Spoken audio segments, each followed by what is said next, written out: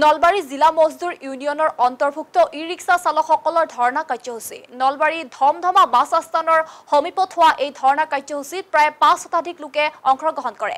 প্ৰতিবাদী কাৰ্যসূচী চলি থাকোতে নলবাৰী জিলা প্ৰশাসনৰ প্ৰতিনিধি উপস্থিত হৈ প্ৰতিবাদকাৰীসকলক 2 ঘণ্টাৰ ভিতৰত বিষয়টো সম্পৰ্কে আলোচনা কৰিব বুলি সময়সীমা দিয়াত প্ৰতিবাদ সাময়িকভাৱে স্থগিত ৰাখে। আৰম্ভ কৰাৰ পিছতে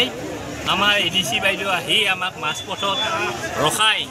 আমাক প্ৰতিশ্ৰুতি দিলে যে আমাৰ যিখন স্মাৰক পত্ৰ আছিল সেই স্মাৰক পত্ৰৰ কপিটো লৈছে লৈ তেখেতে কৈছে যে মোক 2 ঘণ্টা সময় দিয়ক 2 ঘণ্টা পিছত মই আপোনালোকক মাতিম এইখন পঢ়ি উঠি আৰু তাৰ পিছত আপোনালোকৰ লগত আলোচনা কৰি আমি এটা সিদ্ধান্ত কৰিম আৰু সিদ্ধান্তত উপনীত হ'ম আৰু আমিও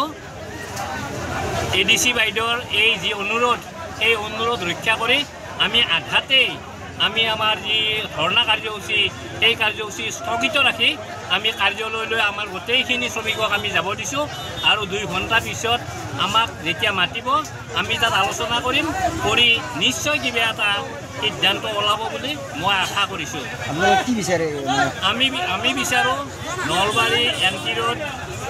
Nalbari PNC road, Nalbari Barua road এই গোটেইখিনিতে এৰি দিয়ক,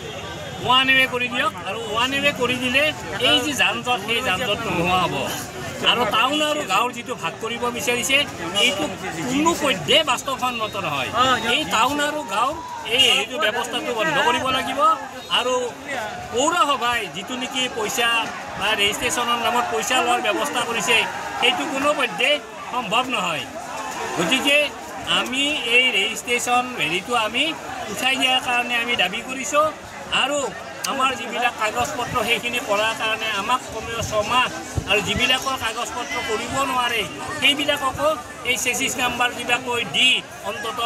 এই ৰেজিষ্ট্ৰেশ্যন কৰাৰ ব্যৱস্থা কৰাই দিয়ক আৰু আমি এই ক্ষেত্ৰত আৰু যি পথেৰে যাব দিছে সেই পথেৰে আমাৰ ৰিক্সাই কোনোদিনে নিজৰ পেটৰ ভাত মোকোলাব নোৱাৰে। সেইকাৰণে আজি এই আমাৰ ৰিক্সা চালকসকল ইমান বেছি উত্তেজিত হৈছে। আজি 3 দিন ধৰি তেওঁলোকৰ ঘৰত চোলা জ্বলা নাই, এই অৱস্থাৰ সৃষ্টি হৈছে। কিন্তু যিসকলে এইবিলাক কৰিছে আমাৰ নলবাৰী পৌৰসভাৰ